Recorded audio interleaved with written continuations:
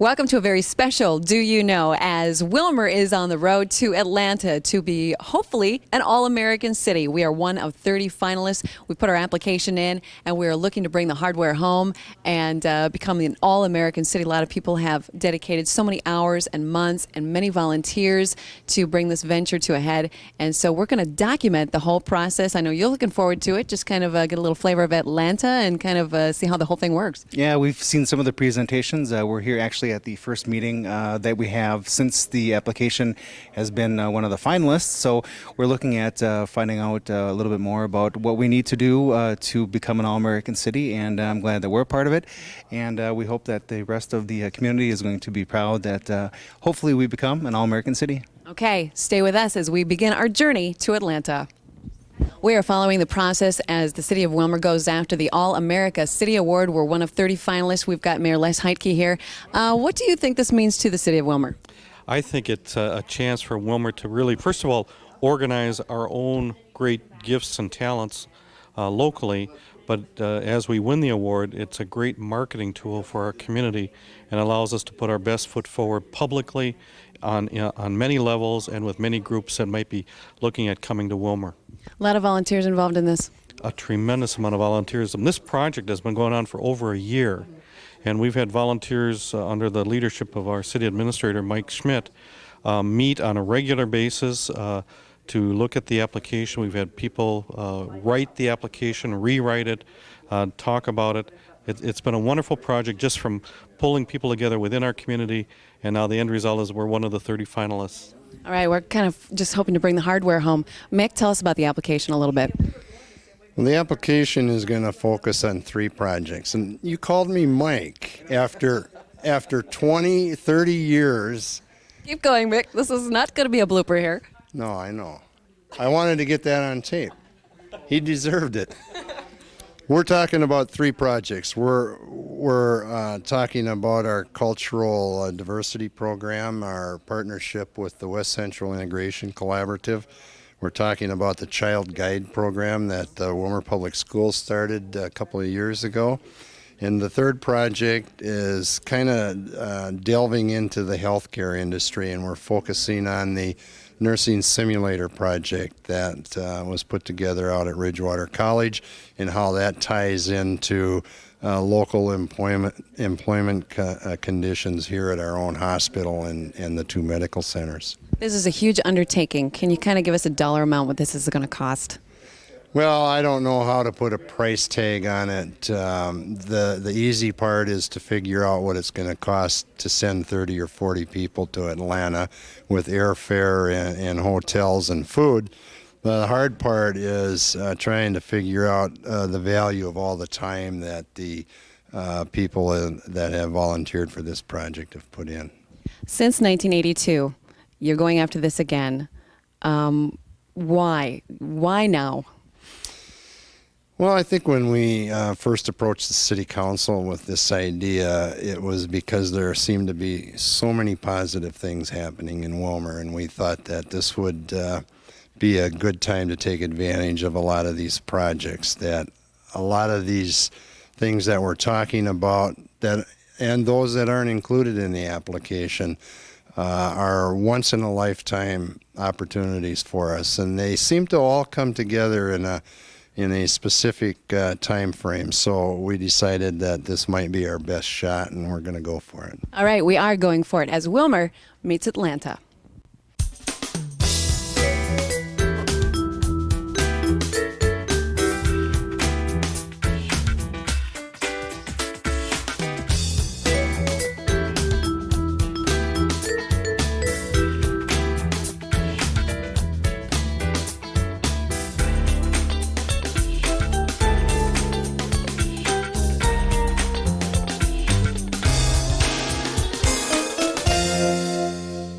Last rehearsal here at WEAC. We've got cultural liaison Charlie Lightsey.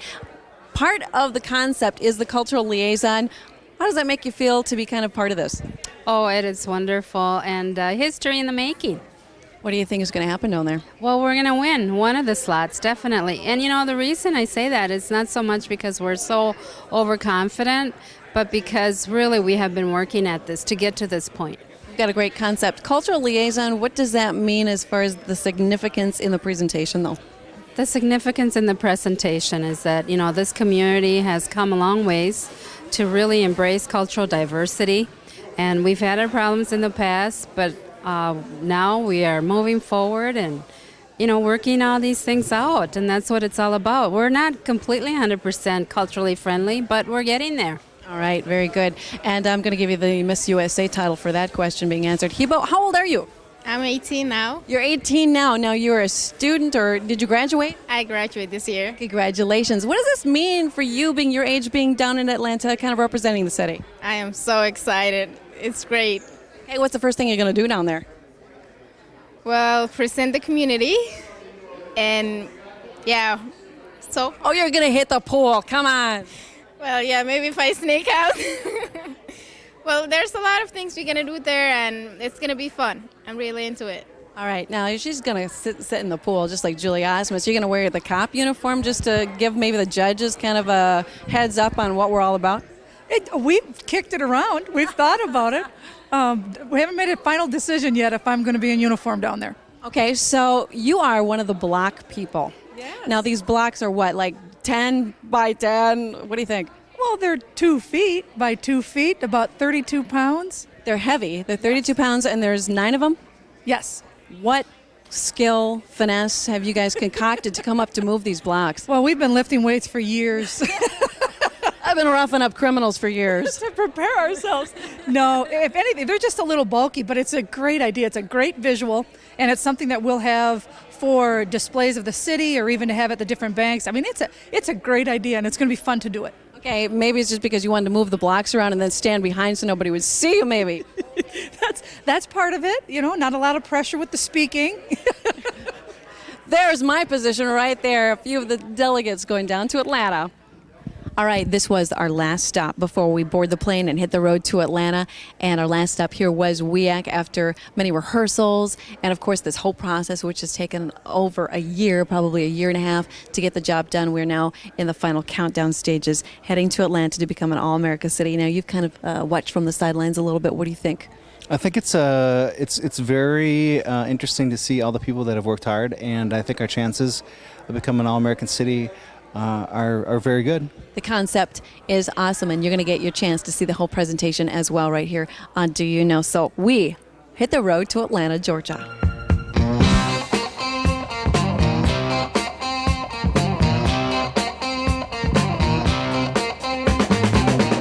Leaving home out on the road, I've been down before. Riding along on this big old jet plane, I've been thinking about my home.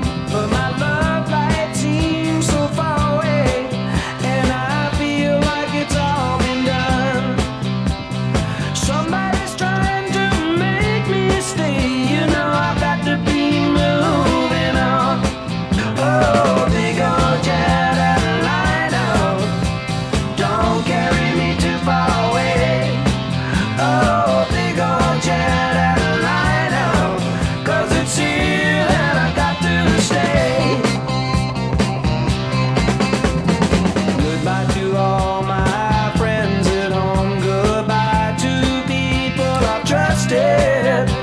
I've got to go out and make my way. I might get rich, I might get busted, but my heart keeps calling me backwards as I get on the 707. Riding. Well, we made it to Atlanta, and we were kind of poolside, actually, inside the Marriott Marquis, where the whole presentation is going to take place. We've got some downtime going on, so we thought we'd maybe show a little bit of the hotel and going to grab some interviews. What do you think so far? How'd you sleep last night? I slept really good. I, was happy that we had a nice flight, and you hooked us up with the captain and the pilot of the aircraft that we flew in on, and it was a good night. All right, I couldn't have enough Tylenol PM in me. It just didn't work for me. I tossed and turned all night. But anyways, lots more to come. We are in Atlanta for the Do You Know All-America City Presentation Awards. We've got Joy Baker here from Red Star Creative. Joy, you've been the ball carrier for this whole thing from start to finish, this whole concept. It's kind of 4th and 10, and we're at the goal here, ready to go. And tell us about this whole process that you've been involved in. Well, it started last year about this time. The city sent me down to kind of scope out and see what the whole process was all about and basically how to win. Okay, so now the application and the concept of the presentation are tied together. Can you talk a little bit about that? Right. The presentation itself is really only a 10-minute presentation. It's 20 minutes altogether. The first 10 minutes is just kind of a skit presentation. The second 10 minutes is a question and answer period where the jury actually asks questions of us and then we have to answer. This application is 90. They say 90% of this whole competition is based on what's in the written application. So at this point, we just have 10 minutes to just give it our all and hope for the best. Okay, now people that are going to be watching this and not understanding what we're doing, it is 10 minutes. Talk a little bit about the concept of the presentation, the whole building blocks, what the visuals are. Okay. The presentation itself, we have, I think it's almost 50 people involved in the presentation. We have what we call kind of our Rubik's Cube prop in the back, which is our cube concept. And that is 9 2-foot by 2-foot cubes that, when put together, form one great big picture. And so it's really kind of like seeing the front face of a Rubik's Cube. And those so we call them our cube people. We have 9 cube people in charge of turning the blocks and forming each of the 5 pictures that we have. Then, in addition to that, we have another probably 40 people who are also in white T-shirts with either a statistic or a headline or some kind of a picture that helps move the story along. It really serves as kind of a visual representation of what we're talking about in the script itself. So these people kind of move in and out as to help the story, to help move the story along. It's an awesome concept. I mean, it's just got a lot of grit and a lot of meat to it, where a lot of these other cities, I think, are just going to be window dressing. So, props to us. But anyways, you've been working on this for so long. You think we're ready? You think we're ready to take this home?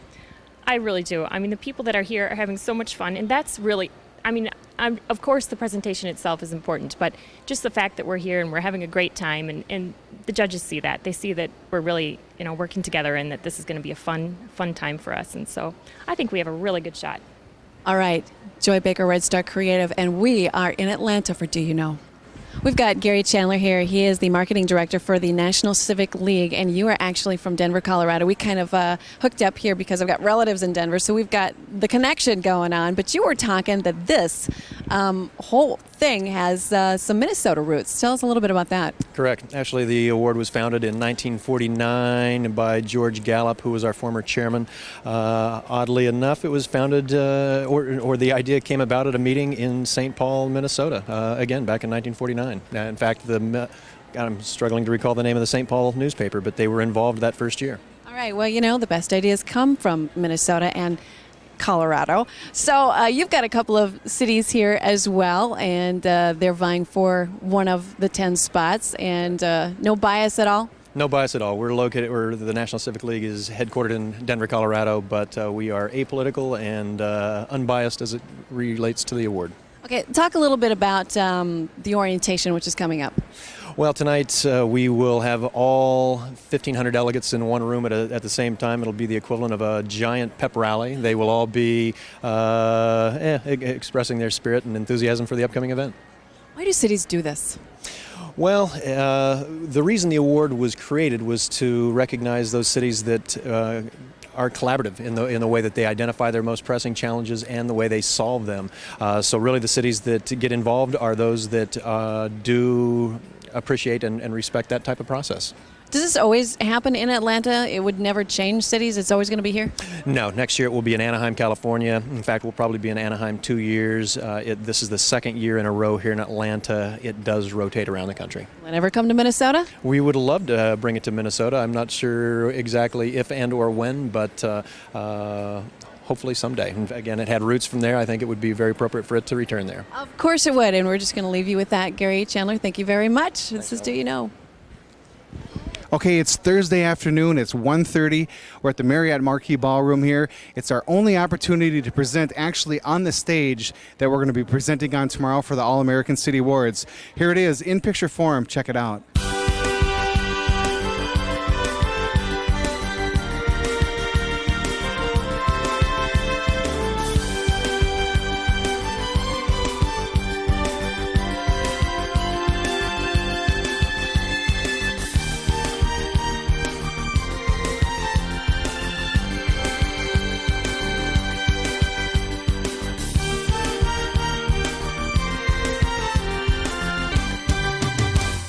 We've got Christopher Gates. He is the president of the National Civic League organization. We just got done with orientation. My God, this crowd is just jazzed. What do you think? It's amazing. It's very exciting. It's just a celebration of America's communities, and it's a great 3 days. 48 cities came through with their applications. You whittled it down to 30. What's the best advice you can give for communities trying to go for this award? Well, I think they have to tell us a story about what happened in their community, why they're here, what makes their community remarkable. And I think that every community in America is actually special in their own way. But sometimes it's hard when you're sort of caught up in the day-to-day grind of community building. It's hard to really remember what your story is and what makes your community special. And what we're going to be doing is asking these communities to tell us what makes them special. What do you think the judges are looking for specifically? The judges really want to see evidence that leadership is shared between government, business, and the nonprofit sector. They want to see that leadership comes from all three sectors of the community and that the citizens of the community are involved as well. What do you think is going to make a community stand out in the judges' eyes? What do you think? I think a compelling story. I think their ability to capture the imagination of the jury.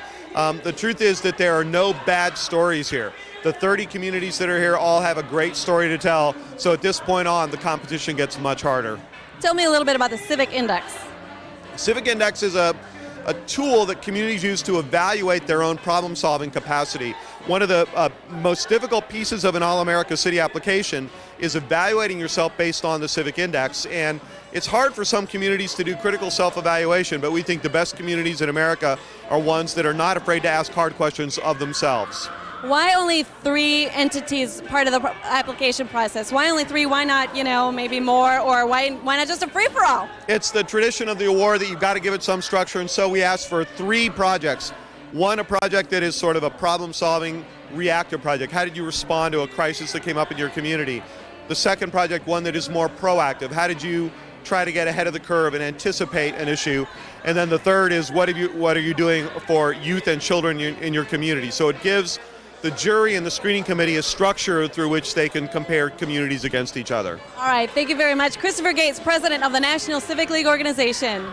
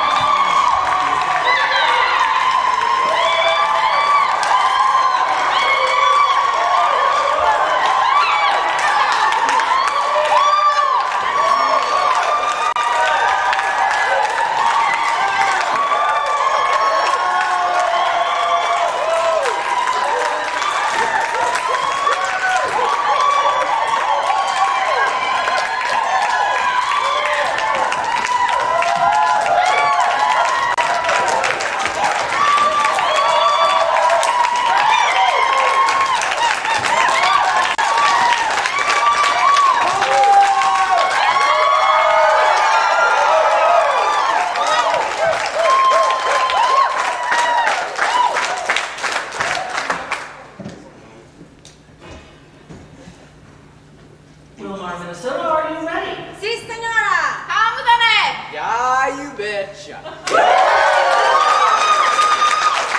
Willmar is located in beautiful west central Minnesota, where the hardwood forests of the east meet the grassland prairies of the west. To give you a better idea, by car, that means we're about 2 hours west of Minneapolis, 1 hour north of Walnut Grove, and just slightly south of Lake Wobegon. During the early 1800s, immigrants of Norwegian, Swedish, and German descent brought businesses, schools, and churches to the Willmar area.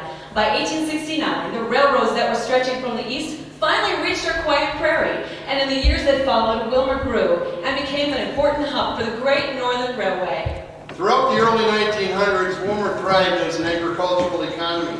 Crops grew well in the fertile soil, and local farmers kept the railway cars full as our nation continued its westward expansion. In 1949, a young man by the name of Earl B. Olson purchased his first turkey processing plant and soon after founded Jennie-O Turkey. Today, this homegrown company is recognized as the largest turkey producer in the world. During the late 1980s to early 1990s, Jennie-O Turkey Store expanded its processing facilities. This led to an immediate need for employees to fill a number of general labor positions. This created numerous job opportunities in our community. The response was dynamic, and suddenly Willmar found itself home to a growing population of Spanish-speaking immigrants. As a city, we were unprepared for this rapid demographic shift. Schools were not ready to handle the growing number of English language learners. Affordable housing was limited. Trailer parks became overcrowded. Racial tensions were on the rise, and gig activity seemed to erupt overnight. By 1992, civic pride was at an all-time low. Willmar had acquired a negative image of high crime and low tolerance. As a city, we were concerned for our image, our future, and most of all, for our children. Willmar had always been known as a great place to raise a family, and we were determined to keep that distinction. So we started talking to one another. The local ministerial association helped to get the ball rolling, and soon residents were meeting together in public forums and getting the issues out in the open. We made progress by acknowledging our failures, while at the same time recognizing our successes. In the summer of 1999, the City of Willmar began Vision 2020, a planning and assessment process that would help us determine what our city would look like in 20 years. Representatives from the Latino and East African communities, businesses, local government, and nonprofit organizations took part in this vision. The committee began by developing a clear sense of the past, and then worked to create a shared vision of the future.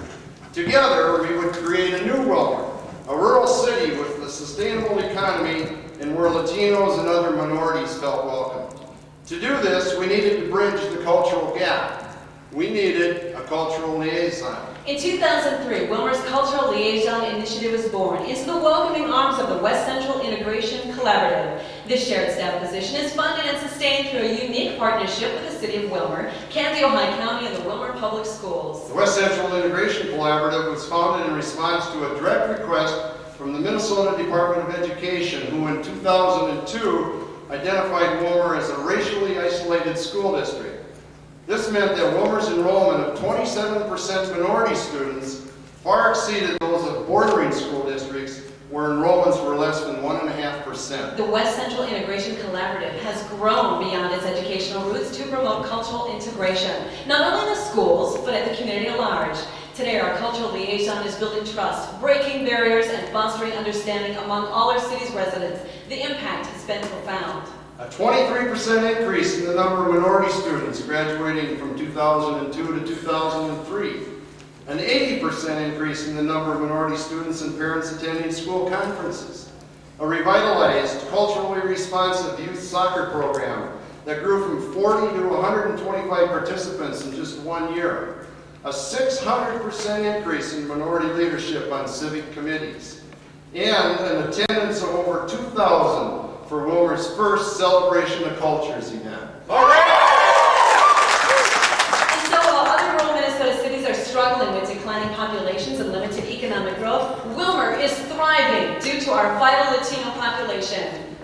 A new public library funded by a local option sales tax. Yeah! A new airport and industrial park. A baseball stadium, a new outdoor water park, and a new YMCA.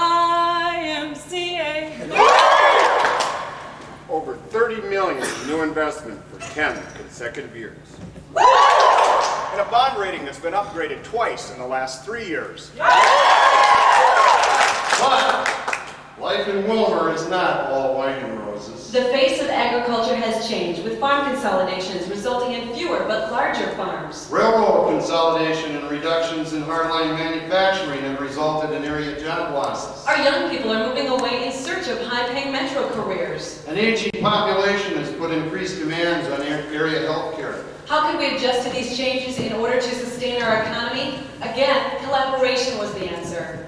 Throughout the past decade, Willmar has emerged as a hub for regional health care. While area health clinics grew and added doctors, our municipal hospital followed suit and recently completed a $52 million geo-financed expansion.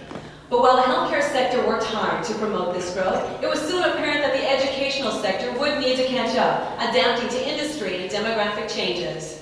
In the year 2000, local healthcare providers approached Bridgewater College for assistance in addressing the shortage of area healthcare workers.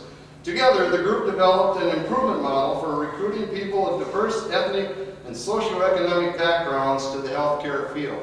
With input and support from Rice Hospital, the ACMC and Family Practice Medical Clinics and Bethesda Homes, Bridgewater College developed the Healthcare Simulation Center. This high-tech hands-on lab simulates a real-life clinical setting for students and health professionals to work together in order to learn and refine their skills. The workforce model has formed new partnerships with the Willmar Public Schools to provide career days and the West Central Integration Collaborative to recruit minorities into health careers. The result is a highly skilled healthcare workforce that reflects our diverse local population. Now, when Bridgewater graduates move into the fast-paced healthcare field, they are highly competent and ready to hit the ground running. As a direct result of Willmar's ability to address our rural healthcare issues, our city has recently been named an Area Health Education Center in conjunction with the University of Minnesota, a distinct honor. Other impressive outcomes of the workforce model and SIM Center include a 70% increase in the number of graduates from the Bridgewater College nursing program. 20 English language learners entered in the healthcare field each year. A 100% placement rate, with most graduates finding employment in the immediate area. Willmar is working hard to retain our talented young workers and sustain our changing economy. But what are we doing to improve the lives of our most valuable human resource, our children? In 1996, a group of concerned citizens and school leaders gathered to discuss the effects of a rapidly changing school enrollment. Latino students in the Willmar Public Schools now accounted for over 20% of the population. Racial tensions were on the rise. Gang activity was increasing, and the dropout rate among Latino students was alarmingly high. The group reviewed recent findings from the Search Institute and determined that a child's success is proportional to the number of developmental assets present in their life. Some of these assets include support from a loving family, adult role models, and positive self-esteem. Their concept was groundbreaking. Advocates within the schools could help connect children with programs, activities, and resources with the ultimate goal of increasing the number of developmental assets in these children's lives. On paper, they called it the Child Guide Program. And on paper is where it would stay unless the group could find adequate financing. They appealed to the Minnesota State Legislature and received support for project startup funding. Today, Willmar has 6 child guides, one operating in each of our K-8 schools. With the support of the community, needy children suddenly find themselves connected to a world they may have never known existed. Soccer team, violin lesson, Habitat for Humanity, Latin dances. Today, the Child Guide program is 100% funded by PAC4 Families, a 4-county family services collaborative. It has extended beyond the Willmar Public Schools and now serves as a model for other school districts throughout the state. Last year, Willmar was designated a Community of Promise by the America's Promise organization. The Child Guide program is just one example of how we're fulfilling our 5 promises to meet the needs of our community youth. 10 years ago, Willmar civic pride was at an all-time low. Today, our civic pride is at an all-time high. You've recognized us as a finalist for the All-America City Award, and for that, we couldn't be prouder. We've worked hard to face our challenges, and we've learned a lot along the way. But perhaps we learned this most of all. By stepping back and acknowledging our past, we were better able to envision our future. And that is how we were finally able to see the big picture.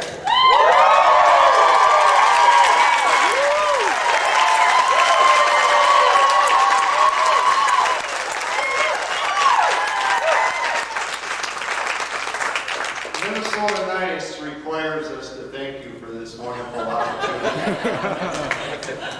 Thank you so much for a wonderful presentation. And I think at least you taught me something. I've been mispronouncing your city's name. It's Willmar.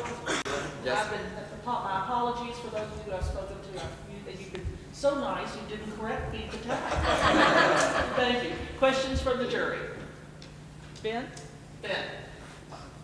Congratulations for all you've accomplished. I was curious about this number, 23% increase in the number of minority students graduating from 02-03, and then also the participation in school conferences. Those are pretty dramatic increases. I'm curious, did you start with a super low base and that's why it's up, or can you give me a little bit more hint of that?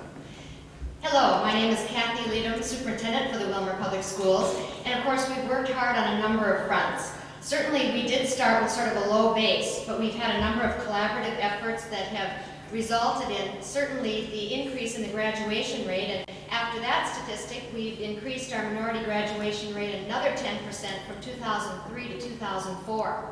And certainly a number of our projects working together, including our Child Guide project, has helped us to really garner the support of our parents, including up to providing rides to parents to actually get to the conferences, working with our employers to make sure that they understand the importance of conferences, and just engaging parents in their children's learning.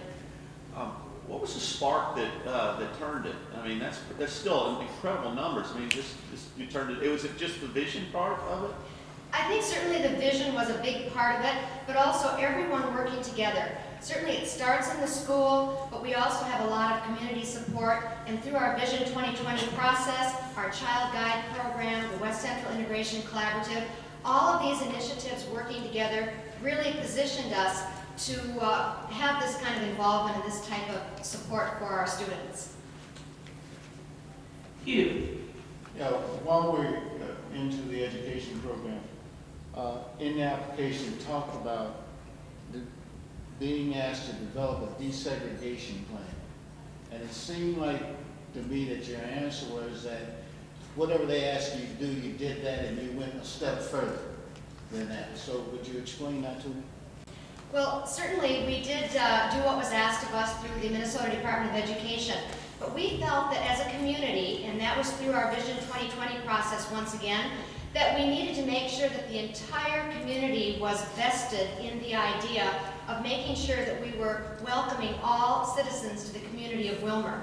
And that's what prompted us to partner with Candido County Public Health to have health outreach workers, to partner with businesses on providing cultural liaisons, to partner with the city to make sure that all of the city initiatives were dovetailing with what was happening in the school and vice versa, and then ultimately inviting the county to be a part of the initiative as well. So that definitely was taking one project and expanding it throughout the area. And that was a local decision to do that? Absolutely. I have a question about your Child Guide project. You mentioned in your application that you needed the funding to do it, so you applied to the state legislature and got the money. And then it says, that's all it says. I think you need to tell me a little bit more about that. Yeah, that's right up. But from that point, we've been able to use different organizations. United Way has been another organization that we used in the interim part from the state government until we have our current program, which is a PACT4, Family Collaborative funding that we now have attached ourselves to for the last 3 years.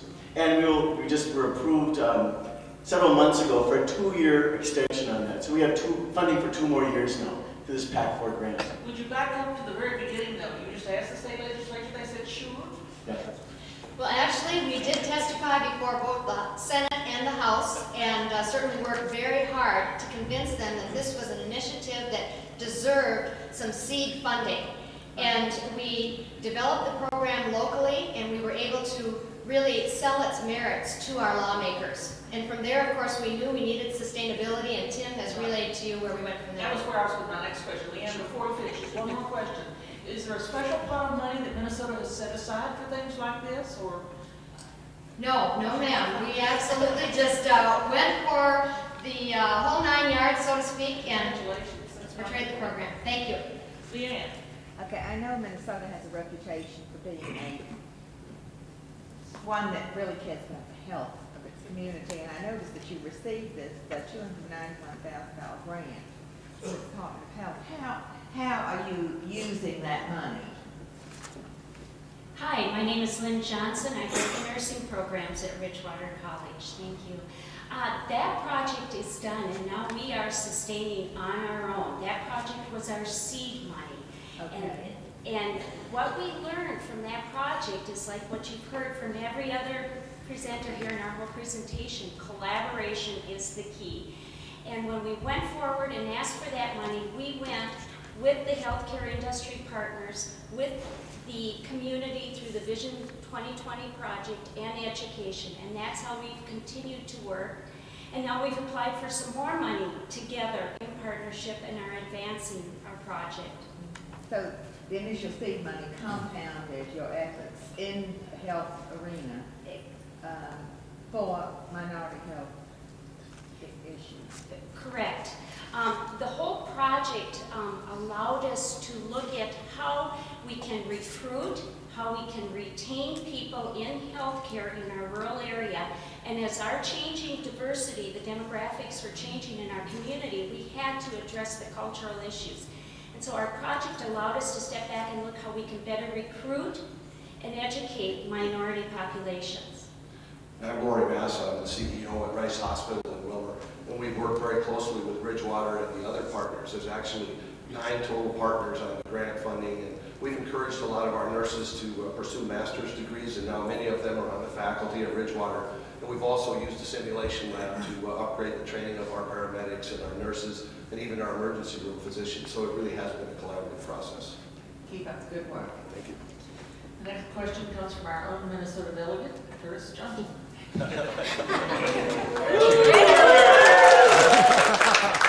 should confess to you, I've lived in the Twin Cities for the last 34 years, and without being here, I would have never suspected that Candy Ojai meant something to do with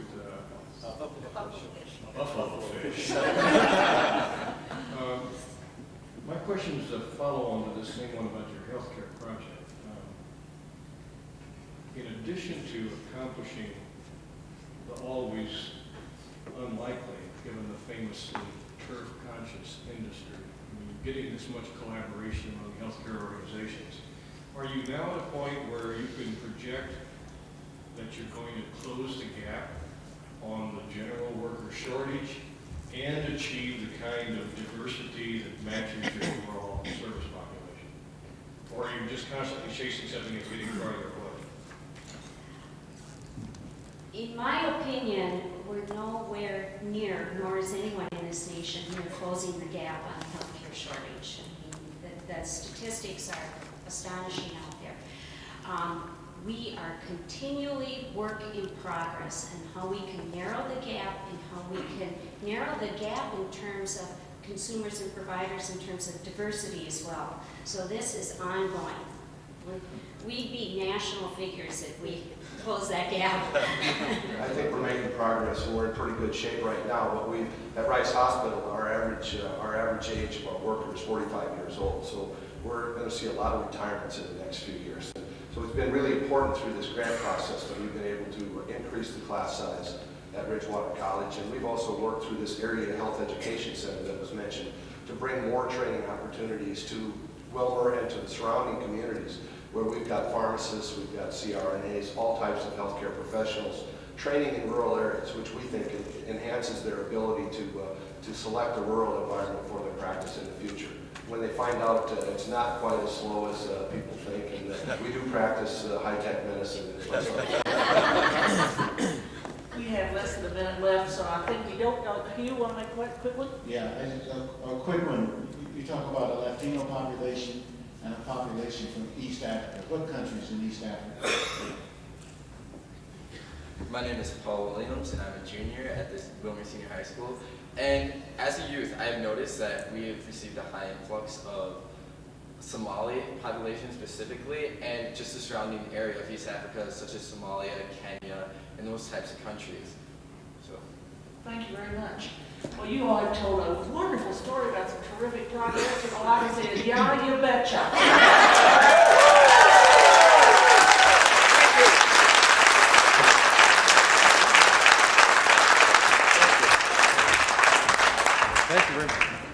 We are at the Civic Action booth in the Imperial Room at the Marriott Marquis. We had an awesome presentation. We did good. I think it was pretty much flawless. So we're kind of waiting on the awards ceremony and waiting to see what will happen. What do you think? You kind of were in the camera wing of watching. What do you think?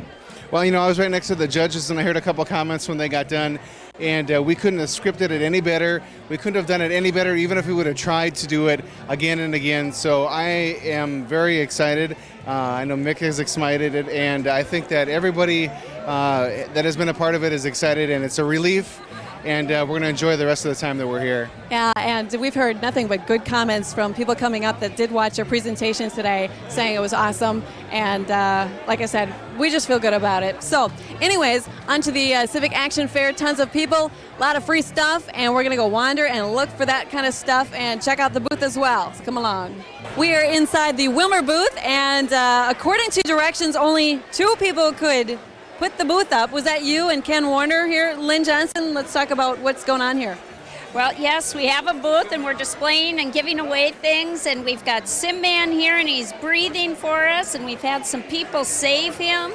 Why did you decide to go with the Sim Man concept? Because it was part of the application? Part of our project was the simulation center, and we can't bring the simulation center here, so we brought Sim Man. Actually, the man behind me is our Atlanta rep, and he brought his Sim Man, and it's been just wonderful. All right, what else is with the booth? We've kind of got the pictures of Willmar to show us off a little bit. What are we giving away? We're giving away Frisbees, pizza cutters, pen lights, first aid kits, all kinds of things from Willmar. All right, we're making a haul at the Civic Action Fair. Okay, we're here at the Cheyenne, Wyoming booth at the Civic Fair, and we have Miss Frontier, and we have Melanie. Melanie, tell me a little bit about your outfit. My mother and my aunts actually made this in the past 6 weeks.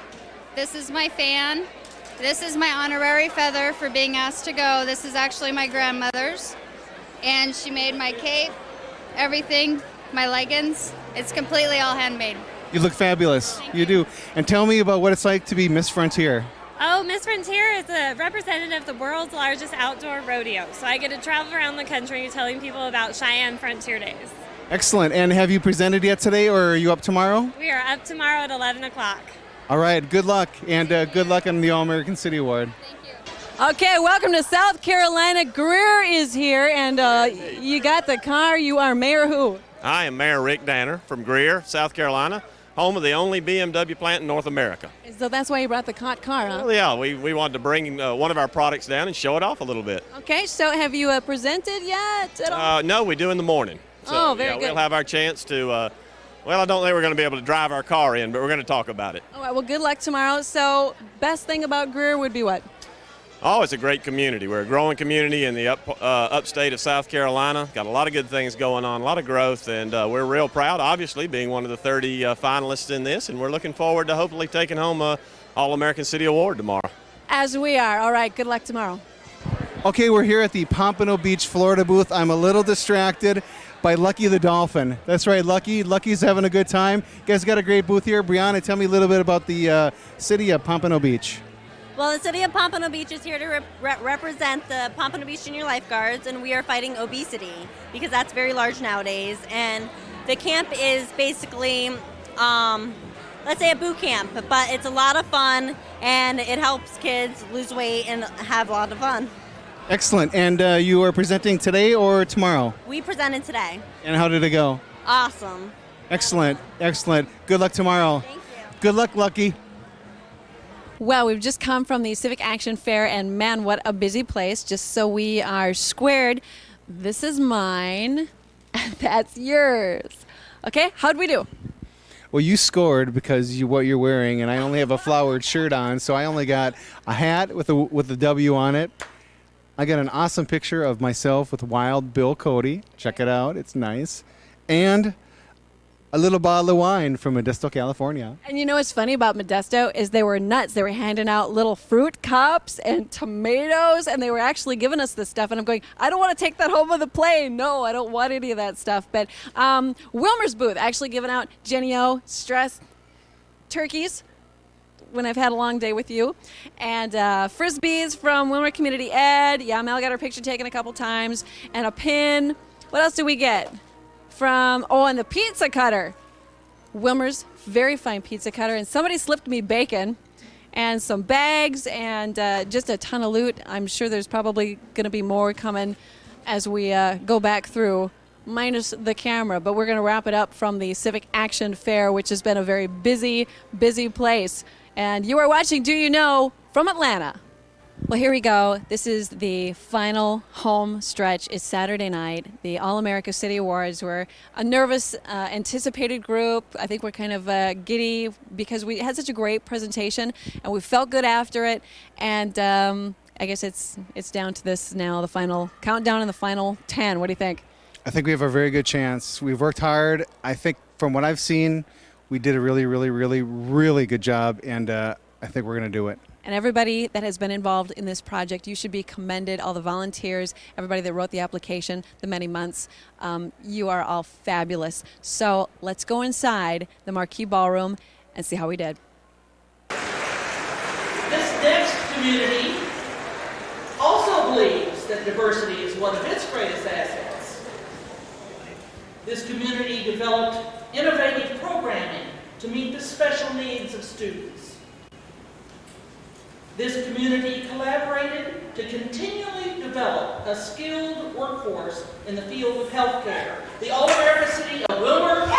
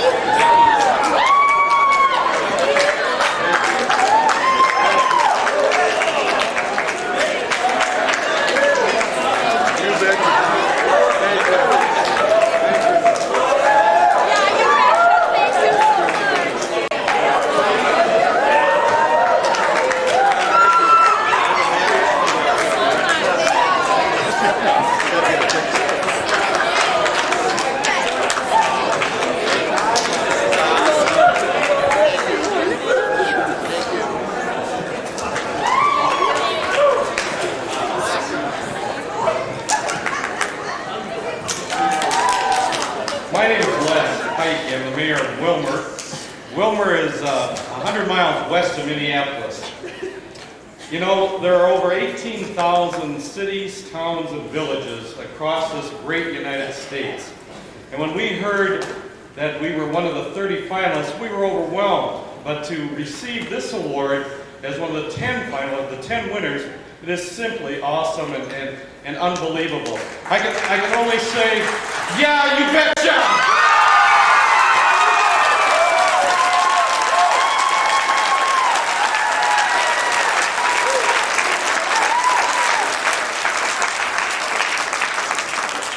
Our congratulations to the other 29 cities. What a great time to network and to learn from each other and to hear about the great work and the great successes that we are all doing. Our thanks especially to the National Civic League for hosting and sponsoring this great competition. To the jurors, what an unbelievable job you must have. And behind me are the citizens of Willmar. And in Minnesota, Lake Wobegon is a suburb of Willmar. And in Minnesota, all the women are hardworking, all the men are good looking, and the children are above average.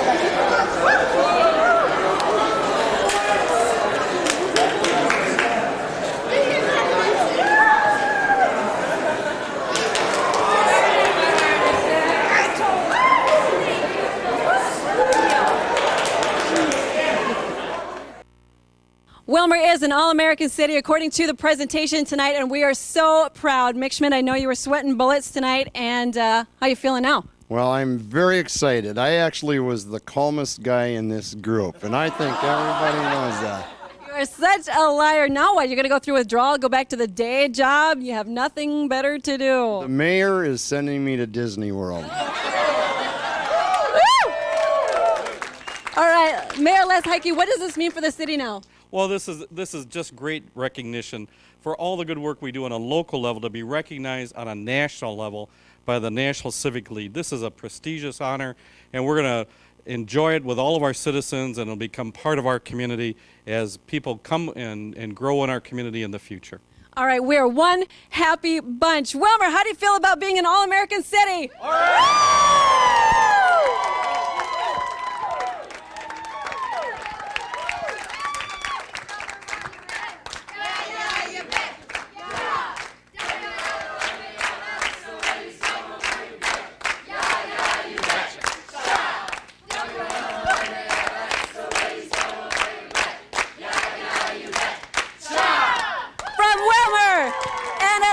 This is Do You Know?